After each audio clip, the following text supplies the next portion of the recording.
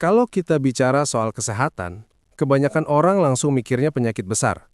Jantung, diabetes, kanker.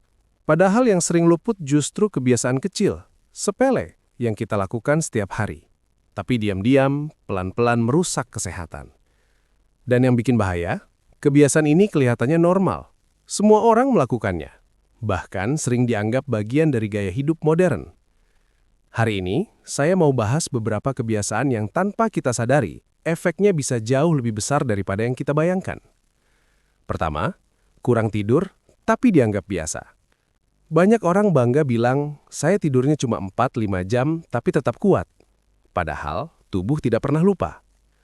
Kurang tidur bukan cuma bikin ngantuk. Dalam jangka panjang, tidur yang kurang dan tidak berkualitas bisa mengacaukan hormon, menurunkan daya tahan tubuh, meningkatkan risiko diabetes, obesitas, sampai penyakit jantung. Tidur itu bukan waktu istirahat pasif. Saat tidur, tubuh memperbaiki sel, otak membersihkan racun, dan hormon penting dilepaskan. Kalau ini terus dipotong, tubuh akan bayar harganya. Mungkin bukan sekarang, tapi nanti. Kedua, duduk terlalu lama.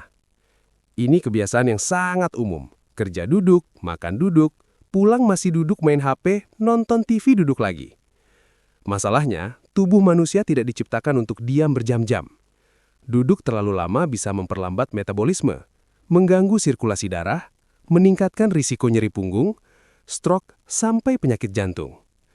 Bahkan, olahraga 1 jam sehari tidak sepenuhnya menetralkan efek duduk seharian. Tubuh butuh bergerak berkala, berdiri, jalan sebentar, stretching kecil. Itu kelihatannya sepele, tapi dampaknya besar. Ketiga, sering menahan stres dan emosi. Ini kebiasaan yang jarang disadari. Kita sering bilang, nanti aja dipikirin, atau saya kuat kok. Padahal, stres yang dipendam itu tidak hilang. Dia pindah tempat, ke tubuh.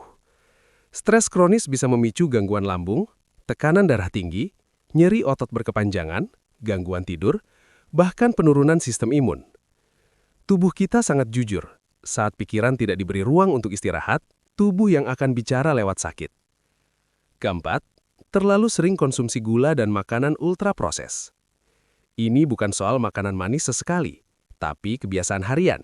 Minuman kemasan, kopi susu manis, snack, saus, makanan instan. Masalahnya gula tersembunyi ada di mana-mana. Dampaknya bukan cuma berat badan naik.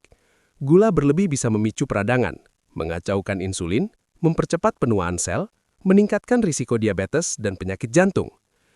Yang bikin berbahaya, efeknya pelan, tidak langsung terasa. Tapi saat terasa, seringkali sudah jauh. Kelima, kurang minum air putih. Kedengarannya sederhana, tapi ini kebiasaan yang sering diremehkan. Banyak orang baru minum saat haus, padahal haus adalah tanda tubuh sudah mulai dehidrasi. Kurang cairan bisa menyebabkan mudah lelah, konsentrasi menurun, sakit kepala, gangguan ginjal, kulit kusam. Tubuh kita sebagian besar terdiri dari air. Kalau pasokannya kurang, semua sistem kerja jadi tidak optimal. Keenam, terlalu sering begadang sambil menatap layar. HP, laptop, tablet, semua memancarkan cahaya biru yang mengganggu hormon tidur, yaitu melatonin. Akibatnya, tidur jadi dangkal, sulit tidur nyenyak, bangun tapi tidak segar. Dan yang sering terjadi, kita merasa sudah tidur cukup jamnya, tapi kualitasnya buruk. Ini efek yang sering tidak disadari, tapi dampaknya nyata ke mood dan produktivitas. Ketujuh, mengabaikan sinyal kecil dari tubuh. Sakit kepala ringan, cepat lelah, sering kembung, nyeri kecil, sering dianggap sepele. Kecapean doang, atau nanti juga hilang. Padahal, tubuh selalu memberi peringatan awal sebelum masalah besar muncul. Kalau sinyal kecil ini terus diabaikan, tubuh akan menaikkan volumenya. Dari tidak nyaman, menjadi nyeri, menjadi penyakit. Kedelapan, jarang terpapar sinar matahari pagi. Banyak orang keluar rumah pagi tapi langsung masuk kendaraan, kantor, atau ruangan tertutup. Padahal, sinar matahari pagi penting untuk produksi vitamin D, kesehatan tulang, sistem imun, dan keseimbangan ritme tidur. Cukup 10-15 menit sinar matahari pagi bisa memberi efek besar bagi kesehatan jangka panjang. Dan yang terakhir, merasa sehat hanya karena belum sakit. Ini pola pikir yang paling berbahaya. Sehat bukan berarti tidak ada keluhan. Sehat adalah kondisi di mana tubuh, pikiran, dan gaya hidup berjalan seimbang. Penyakit kronis tidak muncul tiba-tiba. Mereka dibangun pelan-pelan dari kebiasaan sehari-hari.